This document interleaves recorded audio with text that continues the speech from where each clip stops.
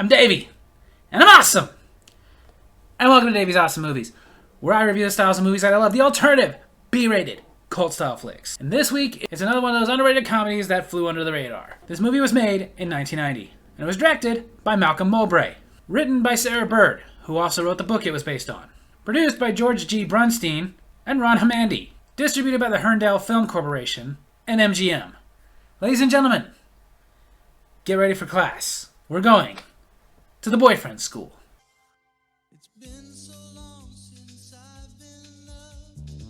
That was freaking lame. Why did I say that? The movie opens with Lizzie, played by Shelley Long, taking some groceries to her brother Gus, played by Steve Guttenberg. Gus has just had a lengthy battle with cancer that he has won. However, the chemo radiation therapy has caused him to lose all of his body hair, and it's made him very self-conscious about going out in public. And despite this, his sister Lizzie is trying to get him to start dating. Do you realize how much you sound like Mom? He's also a cartoonist, making this the second time that Steve Guttenberg has played a cartoonist. First time was in 3 Men and a Baby. I love that movie. We then meet Emily Pear, played by Jamie Gertz. She's a small-time reporter doing a piece on a romance novelist. Vivica Lamora? Where do they get these names?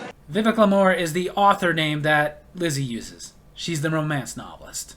Of course, Lee apologizes, but she still won't spare a square. We don't care if you get it. Don't worry about it. We're used to condescension and insults. Are you married? Lizzie does not care that she was just insulted. She just sees an opportunity to set her brother up. So Lizzie invites Emily over for dinner and, of course, invites her brother Gus there too, so they can meet. The moment Gus sees Emily through the window, he's immediately enamored with her. But of course, because of him still having no hair from the cancer, he's still very self-conscious and now debating on whether or not he should go in or just go home. Emily meets Lizzie's daughter Annabelle, who they've also nicknamed Piglet, who is at that wonderful age that all parents love, when the kid insists on putting literally everything in their freaking mouth, including a dirty, disgusting, oily bolt. What has Mommy told you about putting mineral oil compounds in our mouth? They dissolve. That's one way to do that. Not gonna lie, as a parent, I usually just go with, no! It's primitive, but effective. She spits it out and onto Emily's dress, so of course now it has to be cleaned before it stains. Gus finally goes inside to go talk to Lizzie, but while he's looking for her, he meets Emily. Oh gosh, I'm so sorry. I thought you were my sister. Well, they say it's supposed to help your confidence when you see them in their underwear. Or is that just if you picture them in their underwear? I don't. Either way, this doesn't really help his confidence. At dinner, Gus tries to make small talk with Emily. She tells me that you're a cartoonist. That sounds very interesting. It does? Yes. Dude. Well, actually, it's the same. It's like watching it, I can feel your embarrassment. Thankfully, breaking up the tension, Lizzie's husband comes in with the main course that he's prepared. Can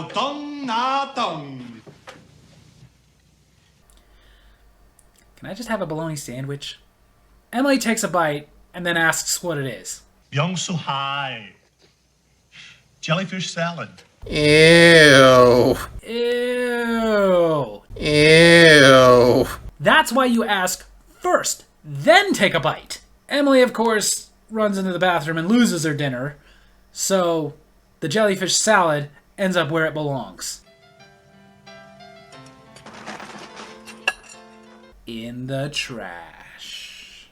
Seriously, there's not a whole lot of foods I won't try, but I think we're going to go with jellyfish. The next day, Emily is running the story by her editor, Trout, who is also her ex-boyfriend, and wants to get back together because he thinks that Emily must be seeing somebody, and that's really the only time he wants her. That's the old Trout. This is the new Trout. The new Trout calls himself the Captain. We don't care if you get it. For research, Emily goes and reads some of Lizzie's romance novels. Yes, she gasped. Oh, yes, Chance. Seems to be enjoying them. But as she's reading, she gets a knock at the door. It's Lizzie who's coming over to finally finish their interview. And while they're talking, Piglet starts playing with the radiator. If you breathe gas, it will tie up all your available hemoglobin. You know, they understand the word no better than anything you just said. Lizzie, of course, brings up her brother Gus, but Emily's really not interested. She even brings up the fact that he has no hair. And neither would you if you'd almost died of Hodgkin's disease. I think at this point, it's safe to say that Emily probably feels like, Bitch! yeah, that. As this is going on, Because I don't want to go. Annabelle, spit that bug out. you know, if I had a nickel for every time I had to say that to one of my kids, I'd have 20 cents. What? 3 kids. All 3 of them have put a bug in their mouth at least once. One of them did it twice. Lizzie goes to pay a visit to her brother Gus. I can make Emily fall in love with you. Lizzie apparently has been working on some ideas. I'm not going to discuss teal jockey shorts with my sister. But he doesn't like her ideas. Some time passes. Gus is starting to slowly get his hair back, and he's worked up enough confidence to try to ask Emily out. I'm having some oral surgery done. Heard it, so he asks another night. I've seen, I'm taking a Cajun cookery class. Heard it.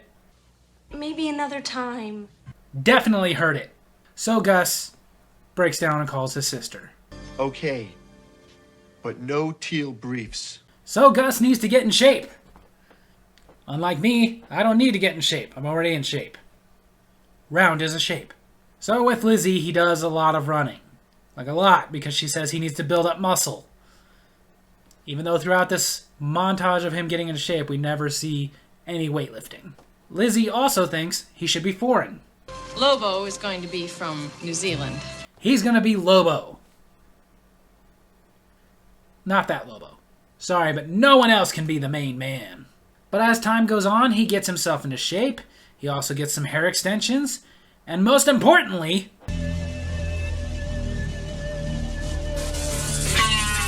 a motorcycle. Emily goes inside the gas station to pay for her gas and notices that it's being robbed.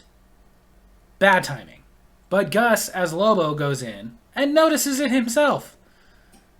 So now he has to decide. Regular or decaf? Seriously, that was our options back in 1990. No hazelnut, no caramel macchiato, or any of these foo-foo flavors that we all got now. That are very delicious. But the robber's lady that was waiting outside comes in.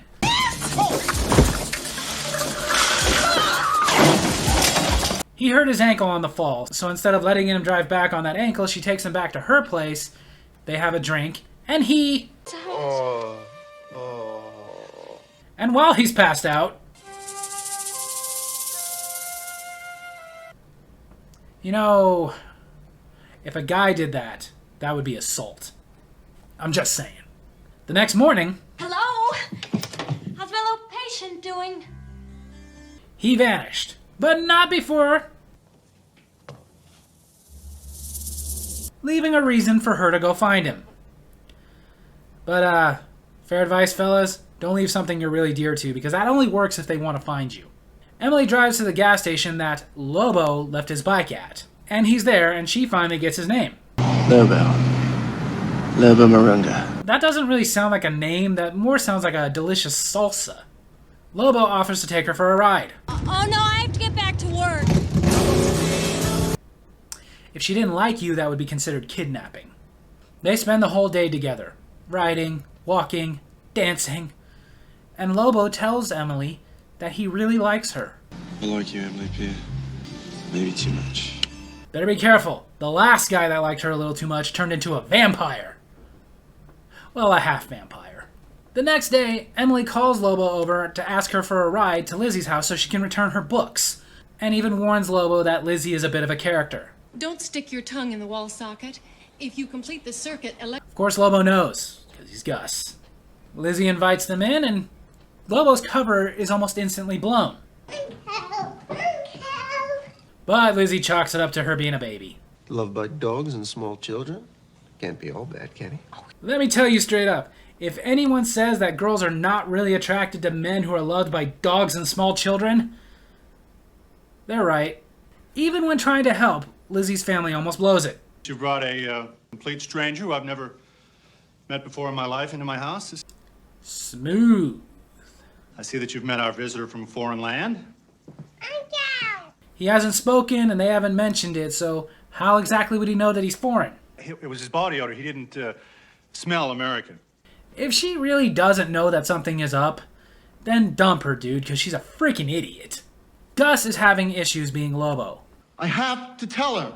Gus goes to tell her as Emily is officially and finally breaking things off for good with Trout. You will still write for me, won't you? He'll be okay. Told you to stay down. Oh, like it's real comfortable being squished back here for an... I knew there was something fishy about Trout. Gus goes to the door to tell Emily the truth, but she won't really even give him a moment to speak. I know that we'll only have this one night, but I want it, Lobo. I want the middle. Oh, yeah, she's got to have it! And of course, even though Gus is a good man, he's still a man. So they have their night. The next morning, overridden with guilt, Gus is finally trying to tell Emily. Please don't cry. What happened to your voice? Well, if you'd listen, he'd tell you. But she won't, so he has to do something drastic. That shut her up. After he tells her who he really is, she acts accordingly. Keep dressing! Then I saw you. Boom. She's pissed. He keeps trying to explain himself, but she ain't having it. Emily, please, look. When Lizzie told me that I could become a different guy. He even tells Emily. Emily, last night was the most important night of my life. I love you, Emily. Excuse me. Just wanted you to love me.